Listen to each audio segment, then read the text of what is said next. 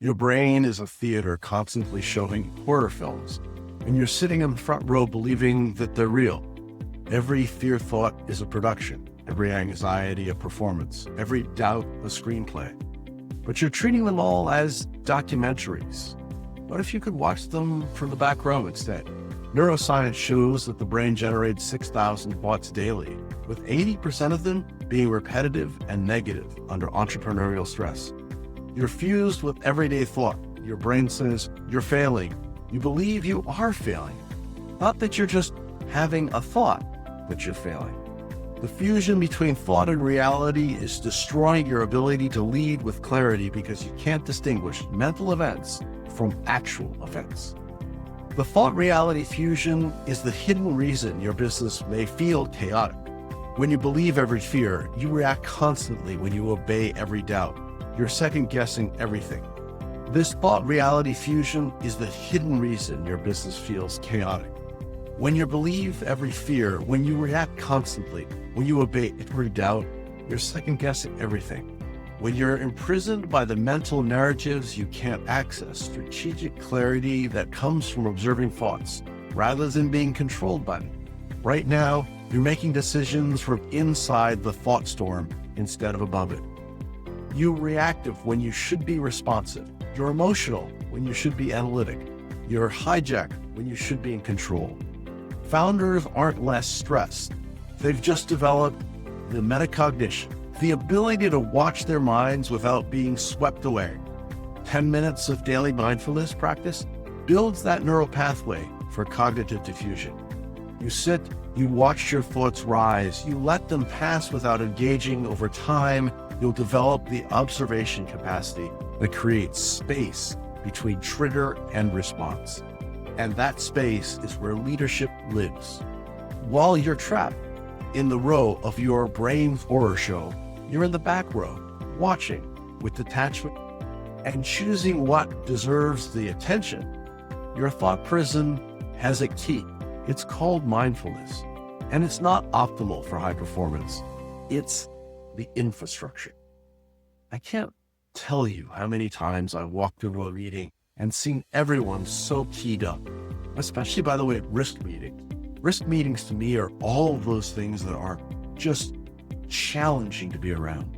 And therefore, everyone feels like there's something wrong or they've done something wrong. And instead, if you come in and recognize that Americans don't like the idea of failure and risk, and if you set them with their minds at ease about that. In fact, one of the things I always do is come in and say, by the way, everything is my fault. Temperature of the coffee, the program, everything went wrong. Now let's figure out how we fix it.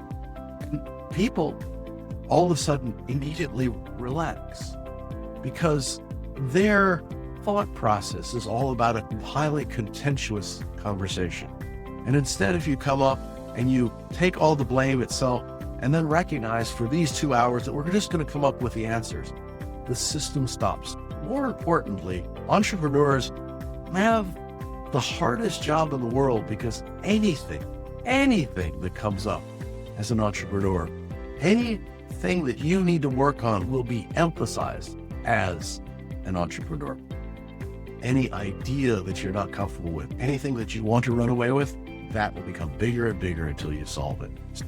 Having this ability to step back, having this ability to recognize that 3 o'clock in the morning when you're thinking about something probably is not the best time to worry about it. And having techniques to be able to deal with it becomes the true secret sauce. One of our greatest challenges is not the things on the outside, it's the things on the inside. Becoming quiet, becoming peaceful, and recognizing the thoughts that are going through your head, 80% of them are not going to make that much of a difference. And how you be able to step out and look at them from a different perspective. Instead of having the thoughts inside your head, imagine having them outside your head. Imagine if you're just watching them, observing them, and having a cool, calm, collected idea about what those thoughts are, opposed to being deep in and being scared and being controlled by that system, by that need, by that process. where your whole body gets hijacked. One of the greatest ways of doing this is to get a mindfulness practice. Now, it doesn't have to be that you're on the top of a mountain in a saffron robe. In fact, there are lots of small apps that are 5 or 10 minutes that in just a few days will start to show this mindfulness. And most of them are actually free. They want you to start getting involved in this because they know how powerful it is. So take a moment. Recognize that a lot of the things that are going on in your head are just that, going on in your head.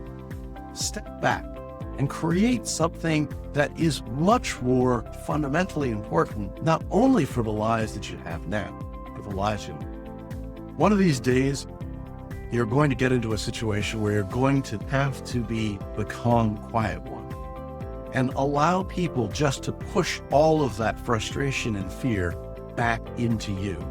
And if you hold it and your mind says this is what's going to happen, that's a problem.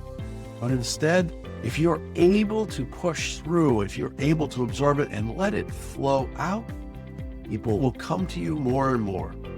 People will see you as an important part of the company and the way of doing things because you're calm and you're able to structure an idea. One of the times I had a project manager who was very frustrated. And in fact, the senior management said that he put her on this project because she needed to learn how to do that or she was out, and she knew it.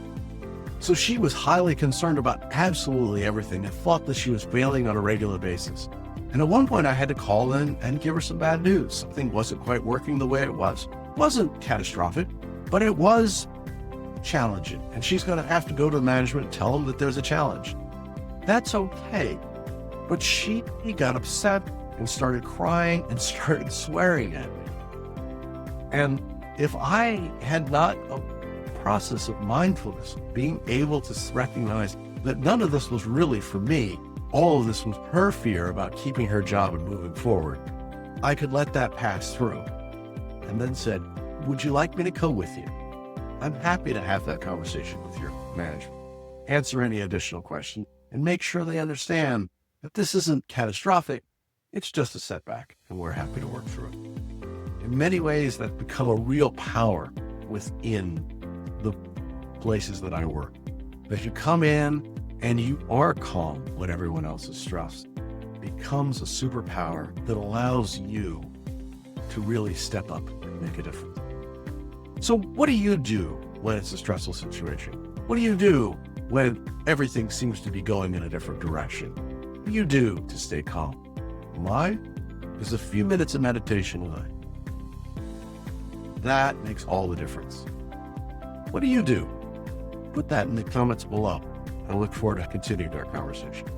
Thanks for tuning in to today's episode on The Strategy Session, where we take your business from stuck to unstoppable. Here's another video I think you'd enjoy. If you found these insights valuable, remember to hit the like button, subscribe to our channel, and ring the bell for notifications on our latest videos. Remember, you're not just marketing, you're making history with Venture Gained.